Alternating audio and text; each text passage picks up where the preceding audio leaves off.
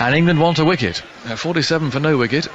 That target of 282 is still some way away, but they need to be chipping away here, really, if they possibly can. Langer's on 28, Hayden on 18, so it's a good, solid start from Australia. Just what they wanted, but we have a bowling change to report. And this will be interesting, because Andrew Flintoff has this injured shoulder. It was a muscle strain, in which he had an injection earlier on today, as revealed by our roving reporter Nigel Havers. And we're going to see if he's fit to bowl. Bill? Well, he's on a hat-trick. So he is, well remembered. I wonder if he's remembered. It's something you forget, actually, isn't it? Yes. Well, there have been a few. Give him a good old umbrella field just for the first ball. Yeah. There's been a few hat-tricks in Test cricket, haven't there? Overturned. Didn't Merv get one? Like that. Courtney Walsh, I think, might have got one similarly. Well, let's see if Flintoff joins that band.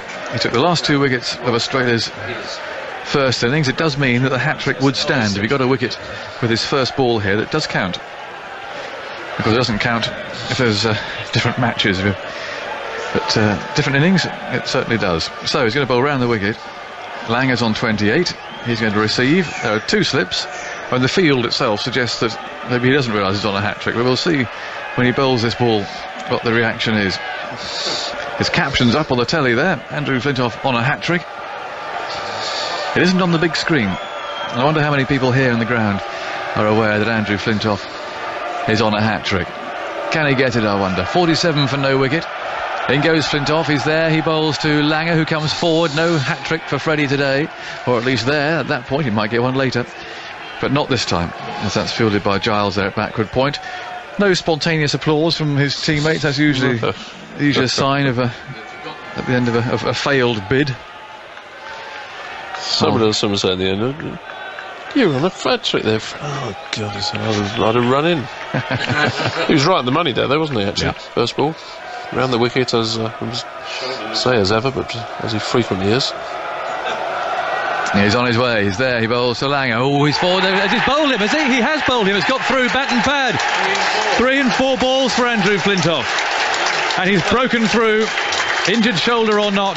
He has bowled just in Langer. His off stump is leaning back. It's somehow crept through the gate. And England wanted a wicket. They've got one. It's 47 for 1 as Australia chase 282. Langer is out for 28. And looking at the replay, what did it come off? It came off his elbow and down into his stumps. They all count. They do. I mean, he's an amazing cricketer, isn't he, Andrew Flintoff? I remain of the opinion that he should have opened the bowling, Andrew Flintoff. They should have taken the view that here's a fellow who was on so much of a high, on such a roll, that anything was possible. I completely agree with you. It's his day today, it seems, isn't it? It certainly was with the bat. And if you're the sort of character that he is, or Ian Botham was when he was playing, you give them their head, I think, don't you?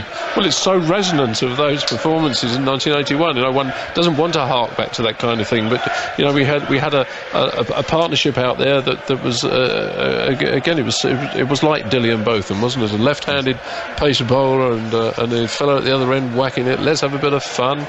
Jones joining in, and they've come off the field. In fact, the tea interval might have served to just calm it down a little bit. But if there'd just been that 10 minutes, you know, you get him out there, you wouldn't have got the ball out of his hand. He'd have grabbed it. You know? Beefy would have grabbed the ball, wouldn't he? Oh, he would have said, who do you think's going to bowl in other than me?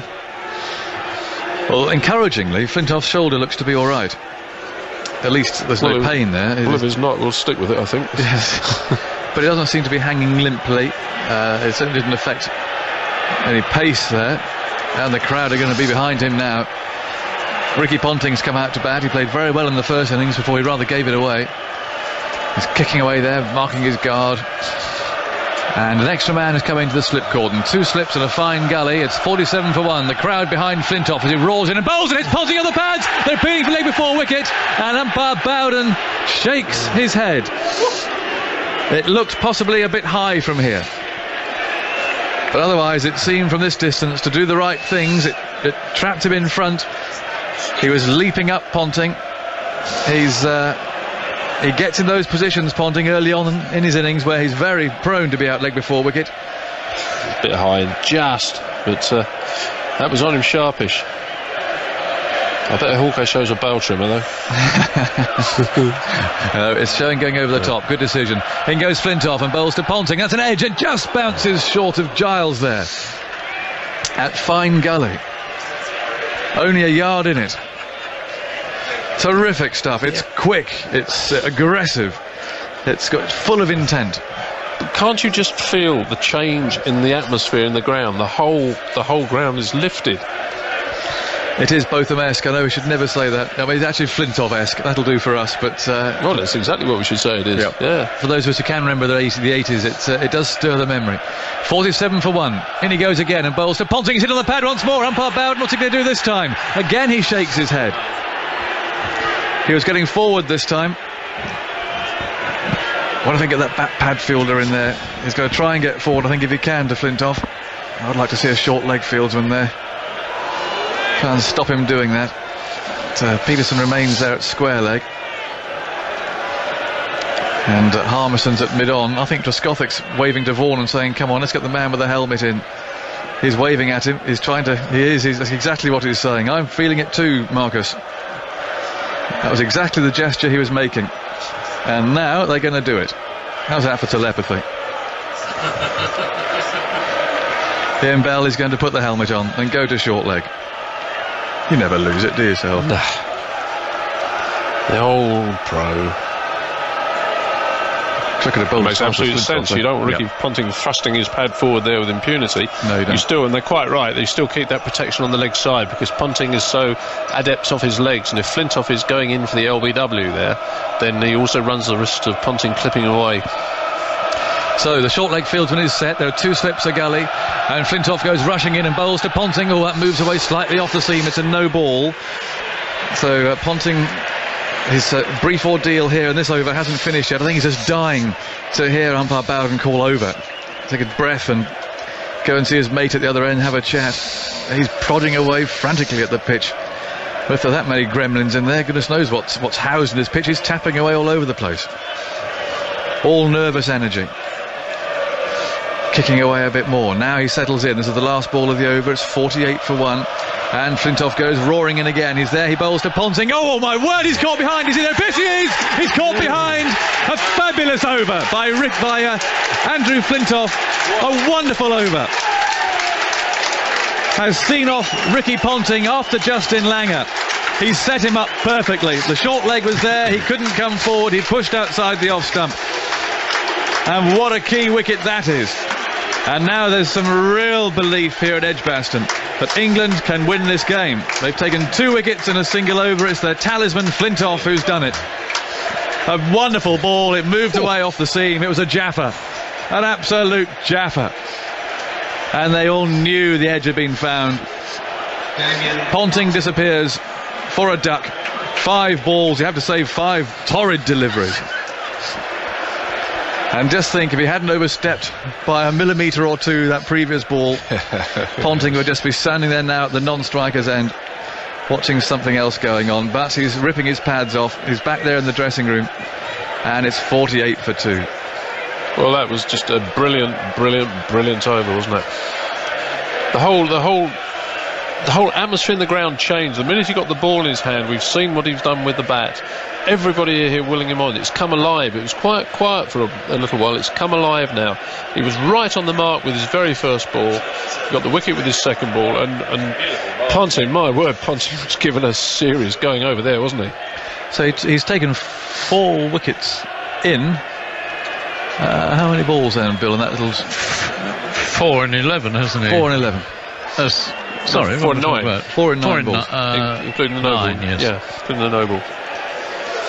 4 wickets and 9 balls. That's going some. And Flintoff, well, he just waves a hand there to someone. I think probably his wife, who was certainly here yesterday. I haven't caught a glimpse of her today, but he just raised a hand there. He's got his hands in his pockets now, waiting there at second slip. There have only been 20 or 30 instances of 3 wickets in 4 balls in Test cricket. That'll give you something to do tonight, Bill.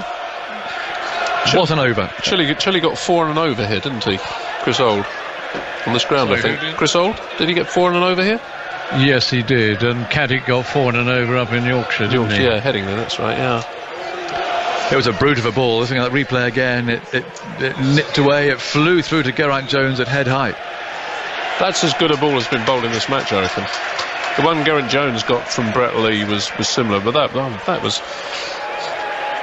It was a brilliant ball because he'd also been firing the ball into Ricky Ponting. Ricky Ponting would have been looking for the one coming in at him. He got the short leg in there. Well, this really is something now. I'm thinking of those Australians listening where it's about, where are we, 1:05 in the morning. You can't go to bed now. You really can't.